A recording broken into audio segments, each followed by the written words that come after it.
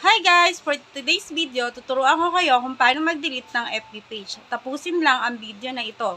Don't forget to follow and share.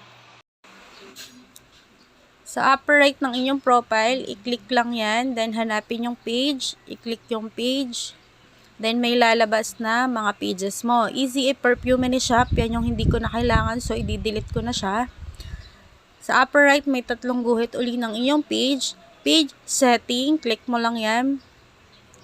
Scroll down mo, hanapin mo lang yung access and control. Click mo lang siya. Delete and deactivate. Piliin mo delete page and then continue. Continue mo lang uli. Scroll down. Continue again. I-type mo yung password ng iyong profile.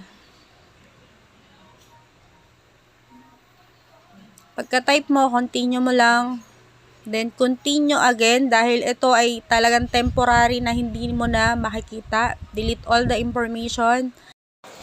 Pagka-delete, automatic mapupunta siya o masiswitch sa iyong profile. And then, para ma-check natin kung wala na siya, go to your page and then you can check wala na yung Easy Perfume Shop.